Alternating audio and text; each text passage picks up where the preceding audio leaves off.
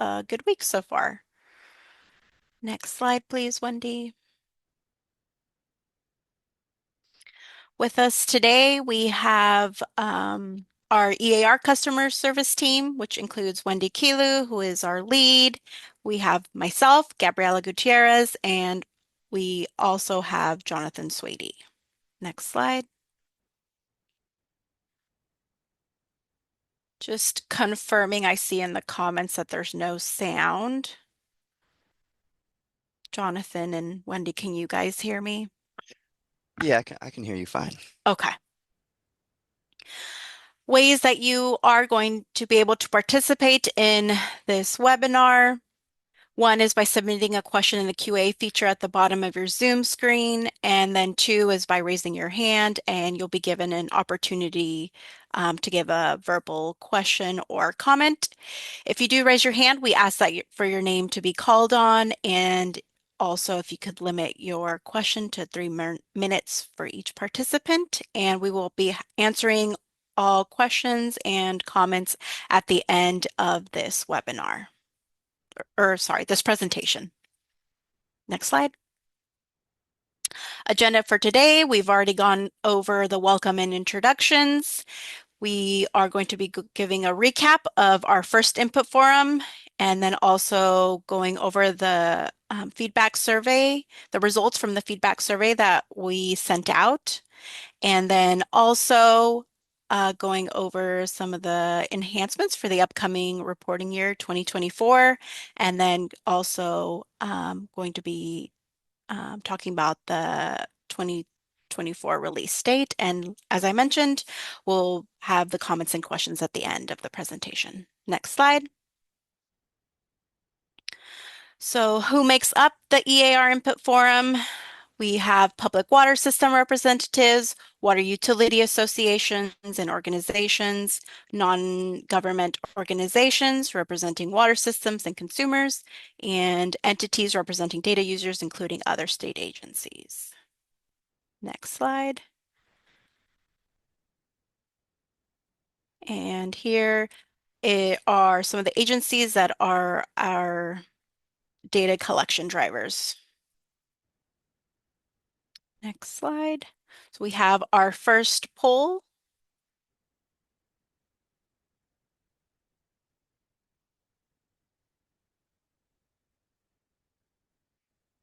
Question is, did you attend input forum number 1 that was held on September 11th? Check yes or no. We'll give you guys about 15 seconds.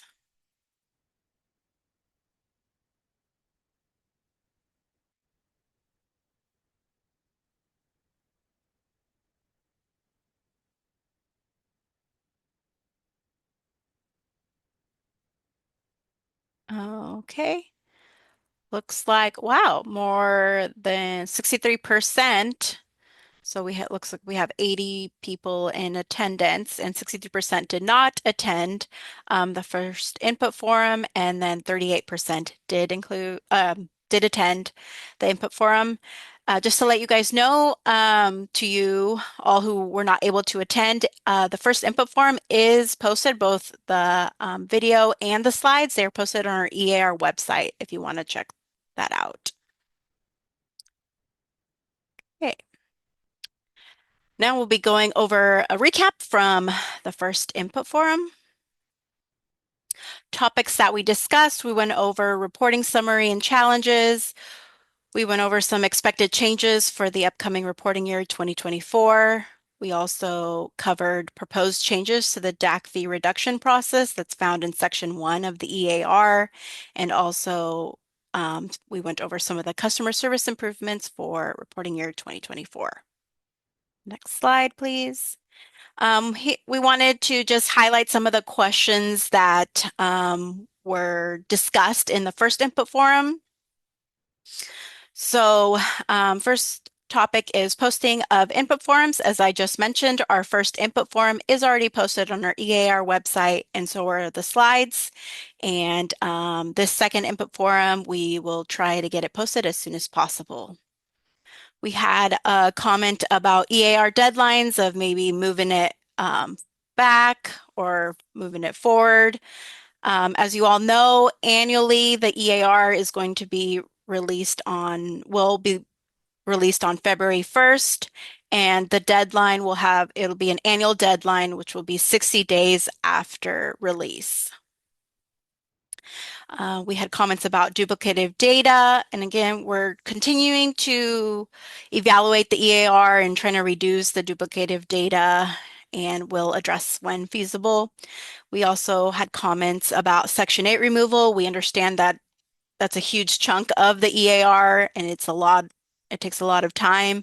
And we're evaluating the feasibility and the timeline of moving Section 8 into the safer clearinghouse, and we will keep you guys updated as this effort continues. And then we also had a question or a comment about WB Key, so the MFA implementation. We understand the importance of the security and challenges that some people mentioned in the lead service line authentication, and we're working with the water boards, with our partners from the water boards to meet the requirements while minimizing the impact on the water systems. Next slide, please.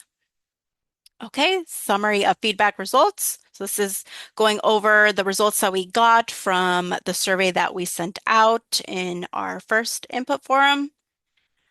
We got a total of 8 responses, and these are just summarized. Some of them were about the same topics. So efficiency, streamline the process of forwarding eAR questions to staff as the current format is cumbersome, convert questions into Adobe Acrobat, MS Word, or MSL formats. So we are doing this. It's going to be on an Excel spreadsheet, and we hope to have it posted in January. And also, the second topic goes along with the first one. We had someone mention if we could make it more visible which questions are hidden, to highlight which questions are hidden in the report, and that will be in the blank. Actually, I believe that's a typo there.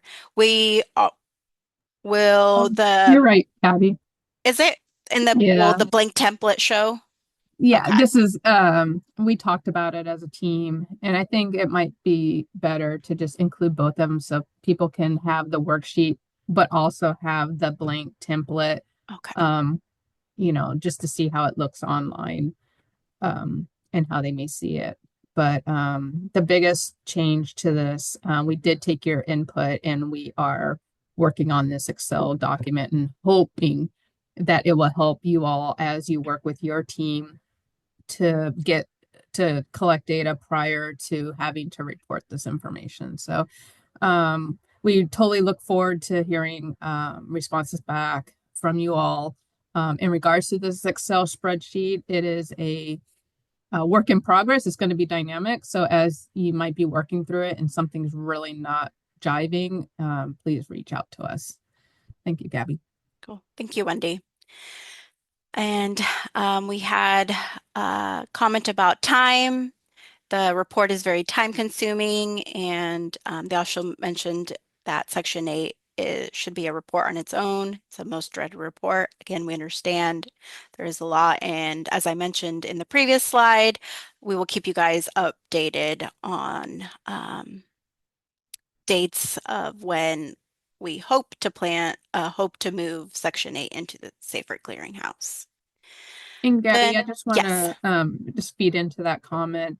The evaluation is very complicated on moving sections into the clearinghouse. So I don't want people to get their hopes up high that's going to happen in this year or maybe even next year. But it is in the works. I just want to assure everybody that really, do dread this section, that we are actively looking into moving this section to the clearinghouse.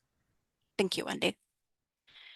We also had a comment about the CCR certification. So request to add an upload feature for the CCR certification form, like the upload new 2023 consumer confidence report option. I'm not sure if many of you guys can see it in your minds, but this was just most of you guys know, if you when you upload your consumer conference report, whatever reporting you're at the top, you can click and to report. There's an option to upload the CCR report on there. Unfortunately, we cannot. That's not feasible for this reporting year of having an option to upload the certification in that form. You will still be able to upload the CCR certification, but just not how you can upload the report.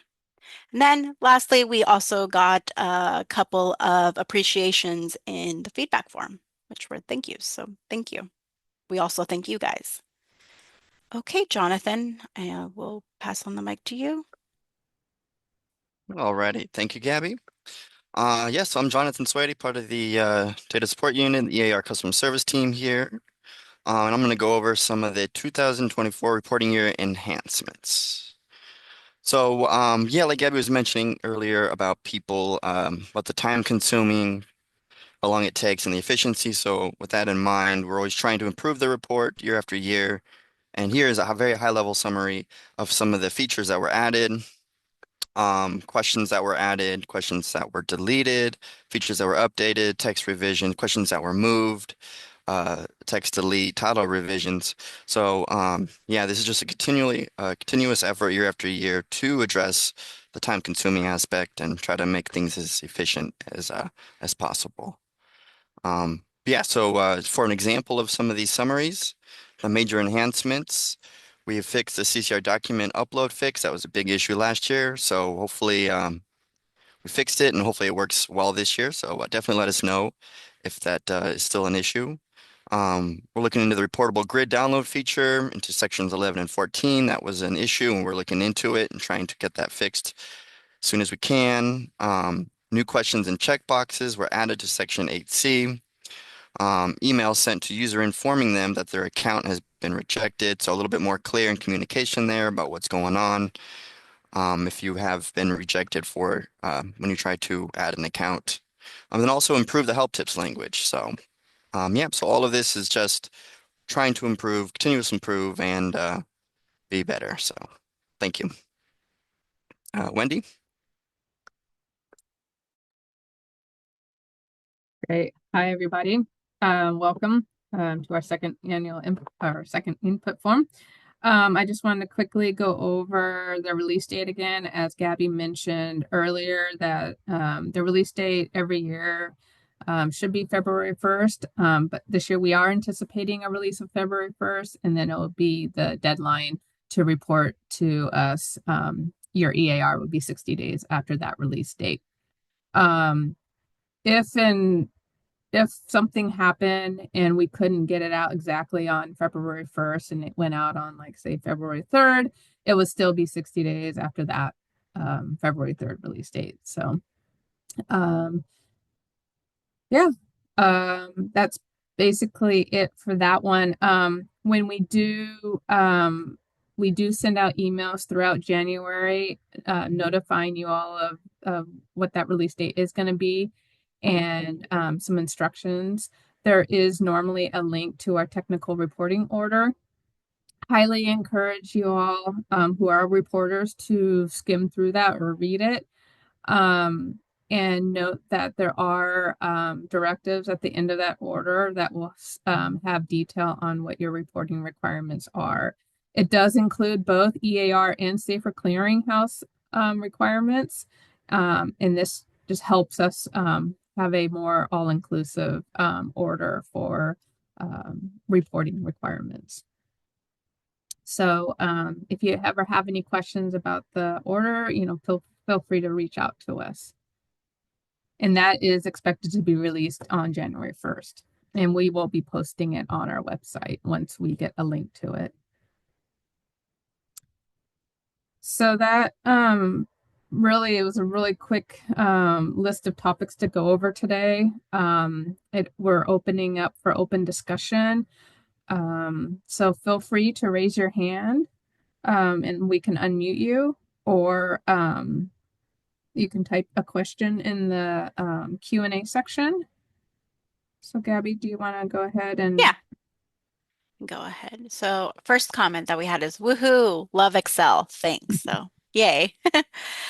And and that was from Brian Smith. And then we have a question from Nigel Brown.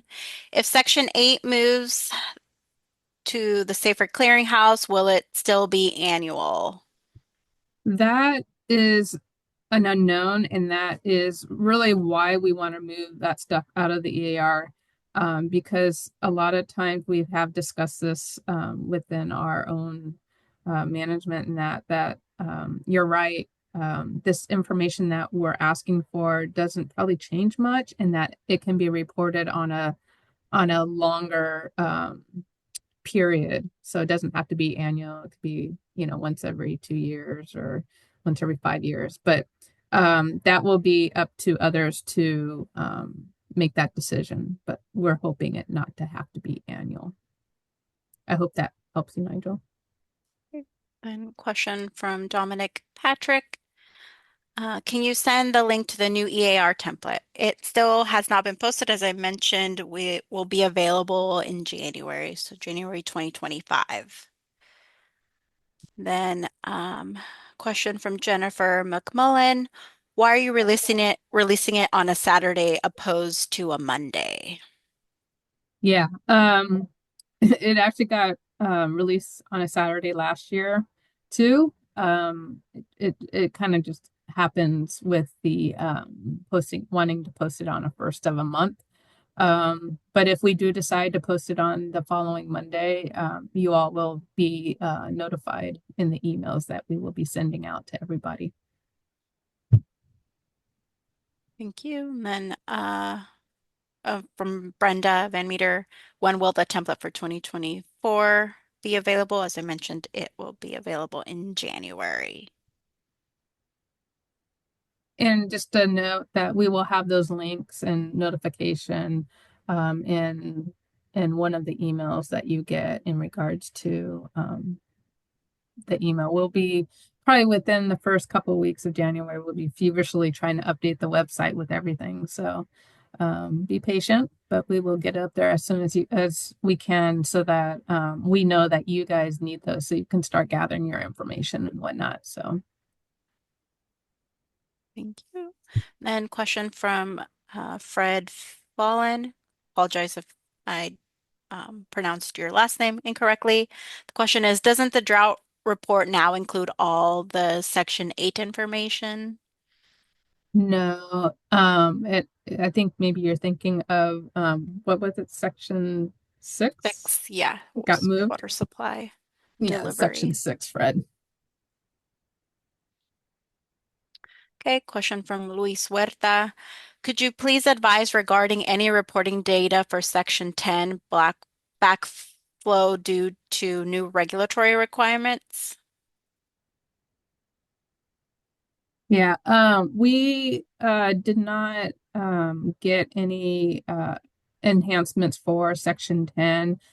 We do have people that are on that group who works on the new regulatory or the new policy manual, I believe, that came out. But when when that information is needed through the eAR, we will add it. But for right now, all the section 10, I don't believe we changed much in section 10. But definitely not for the new handbook that came out, if that's what you're talking about, Luis. Thank you, Wendy. Question from James Woody. How well trained in Excel, Word, or other programs are staff that fill out these reports expected to be? We are trying to make that Excel spreadsheet as easy to read as possible. I will put a disclaimer out that Section 8 is it's being very difficult to describe when a question appears or not because there's a lot of hide show logic in that section. Doing the best I can, but basically the questions will be listed it will show whether it's a mandatory or conditionally mandatory question or not, or just it's there, and not a required question. And then it will have notes on, if you need to answer it or not because you answered something in another question. But we're trying to be as descriptive as we can so that you all can pre-populate it and not have to worry about trying to fill out the report on the fly. So doing the best we can. It is a first iteration of it, so really we're going to be looking forward to seeing how it all goes for you all.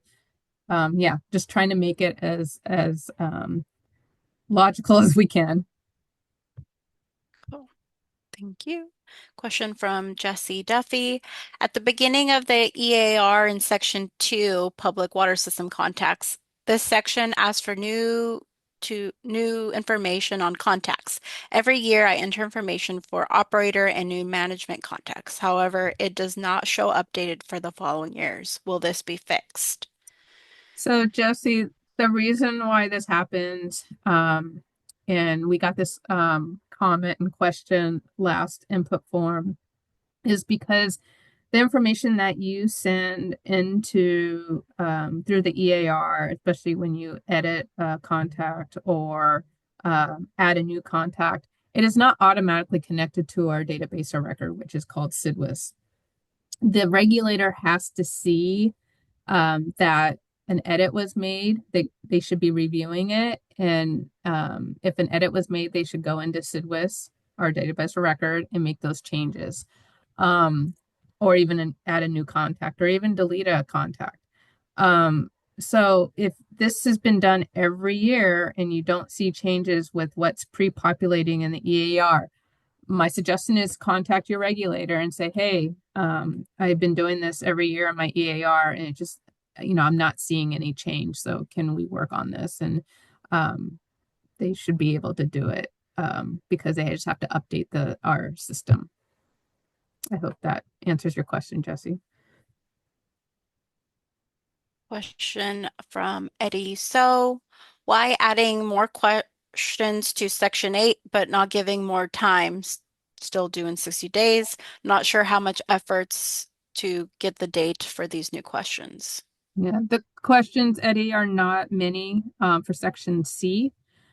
Just FYI, and actually, some of the questions are have been hidden or inactivated in year.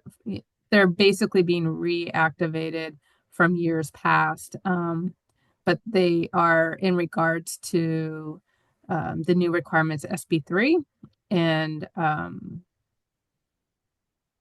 yeah, we're not adding more time for those few questions that we're adding.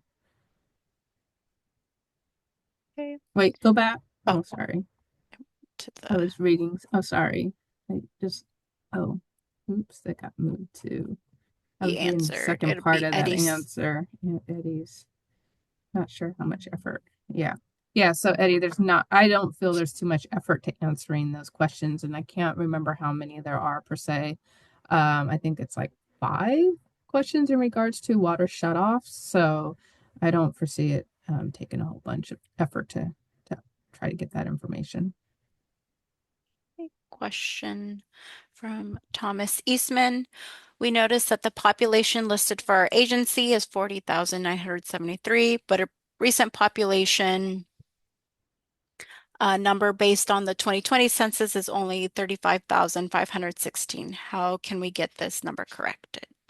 You will need to work with your regulator. Oh, wait, go back. You mean the census data? It says, but a recent population number based on the 2020 census is only 35,516. How can we get this number up corrected? I don't know. I don't know if you're asking to update the census data, but that's census. That's a federal thing. But your population should be accurate as you see, as you guys see it as what the correct population is in our database or record.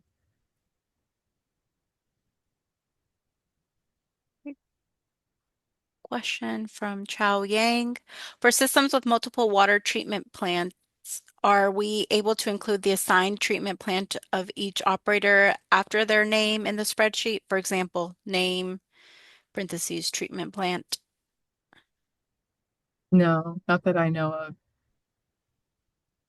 I I don't know if you're talking about section 11, the certified operator spreadsheet or table. I know there is a treatment plant table that asks about operation plans and whatnot, but I don't think the two connect.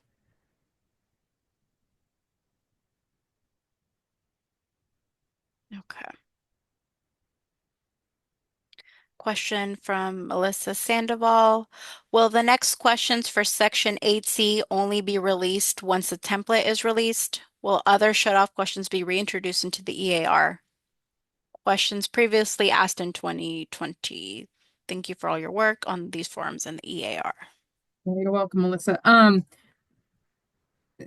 the 8C questions should show once the template is released, and they're also incorporated in the Excel template that we're or worksheet that we're drafting or creating. Not all the questions that were asked in 2020 are going to be included in that section. So there's, I think, maybe one or two questions that are going to be opened up from the years past. I think, like you said, 2020.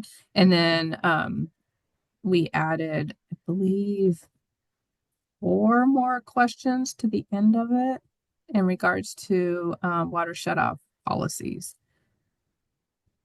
and how they're provided to the public. But you'll hopefully get, once we can get this stuff onto the website, you'll have it for at your hands and you can see for yourself what that is. And we are aware that last year's template, I think, for some reason included all those questions that weren't even asked in Section 8C. Somehow or another, it just was visualized and they weren't valid for the 2023 eAR. So we're going to make sure that that template does not have that. Only ask the questions that we're asking. Okay, last question so far right now in the chat from Fred Ballin.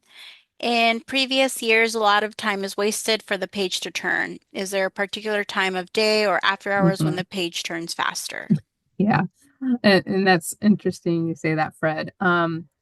We normally see the bandwidth or the available memory for that program, the eAR platform, not work very well right when the eAR is released and during like business hours. After 4 o'clock or so, we do see, or we've heard that, people are able to work through the platform a little faster. And also, one thing just to keep in mind, Section 8 is always quite slow because it has so much logic behind it. So, unfortunately, it might sit there and do the circle of death for a while until it turns the page. We have talked to the IT. I believe last year they added more memory Yes. to the server to get that thing working faster. But it is a result of the platform itself. So we try hard. My suggestion is to try in the later afternoons or early morning, and not to do it right when it's released, and not do it right when it's in the deadline. um, there always seems to be and there always seems to be a increase because we see it too on our end. There always seems to be an increase in the circle of death when we send out emails reminding water systems that deadlines are coming, things like that. I hope Okay. that helped, Fred. Okay. Oh, Okay, got another question in the chat from Eddie. So, suggest adding instructions to the individual questions if the pre-printed information, like the population number mentioned in one of the comments Mhm. here, that the reporter should contact the corresponding regulator to update the SWRCB's pre-printed numbers/info. Good suggestion, Eddie. Thank you. The one thing I just want to um, follow up on Eddie's comment is um, you're not going to know what the pre-printed numbers is until you actually go into your eAR. Um, or one thing I've been putting in the comments is to go on to your public drinking water watch and look at the facilities and the contacts too to see if those what are currently in there, which will be pre-populated in the eAR, to go into the public drinking water system and look and see what there is. Even before the eAR is released, you can figure that out that way. So yes, I will put it and make sure in the comments or the notes section that if you want to see what's going to be populated to go into the public drinking water watch. Question from Chao Yang. It looks like it's a continue to clarify his Mm. previous question. The question is pertaining to certified operators table. We were Mhm. previously asked by our local DDW engineer for information about which plant each operator is assigned to.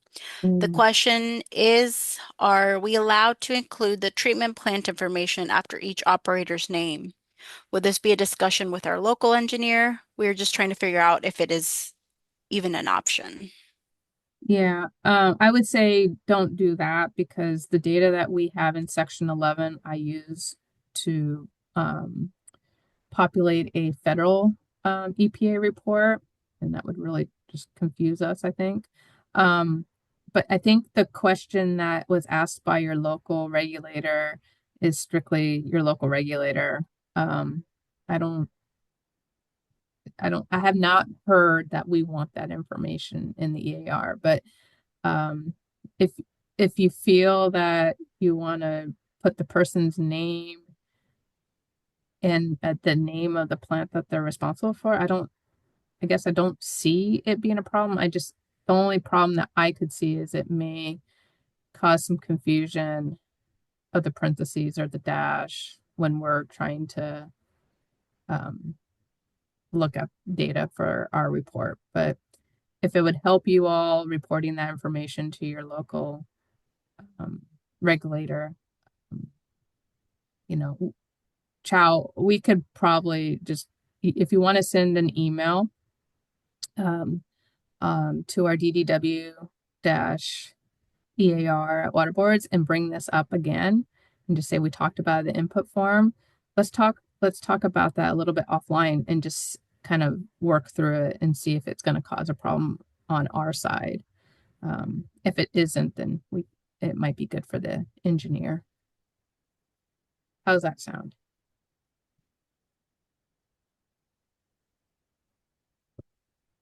We will wait for for their response.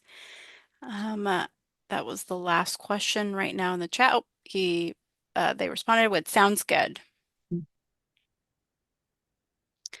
Um, and I'm gonna go ahead and type the eAR Mm-hmm. email into. Oh, it's also, I think, right here. Oh, no.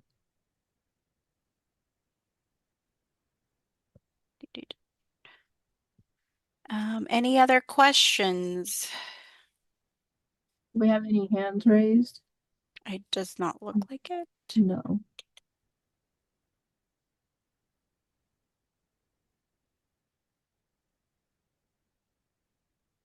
Okay. Well, if we don't have any further Oh, questions, oh, got a there we question go. in. Uh, from King Lee. I wish the printed eAR would resemble the online screen. When printed, we lose the outline of the response boxes. We lose the yellow and orange color, which is important to see what's mandatory or not. And sometimes we don't see all the responses. Mhm. Yeah, Kaylin, I think you're um, talking about the PDF, if I'm not mistaken. Um, I know last year we tried hard to, to try to get everything working on that PDF when a submitted eAR is, you know, printed. Um, so maybe if you can send an email to us outlining this issue, and we can look at looking into it next year. Unfortunately, we're in the phase of doing this year's enhancements and can't add anything more to our project, but we can add it to the list of things to look into of improving when for next year's eAR, which would be the 2025 reporting year. Okay. And we got a thank you from James Woody. These discussions and updates are very helpful. Good to know. Thank you, James, for the feedback. I got another question from Kathy Carlson. Can you share your DDW contact email address here in the chat? I will go ahead and do that. I don't know, I'm not sure if everyone is able to see the answered questions on your, on, I think so. If it gets sent to everyone, they should be able to see the Q&A. Yeah, I think so. okay. And I'm putting in that email.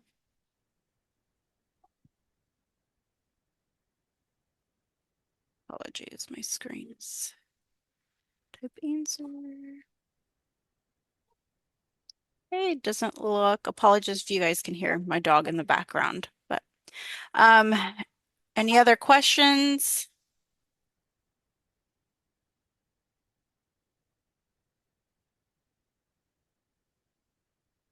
Nope.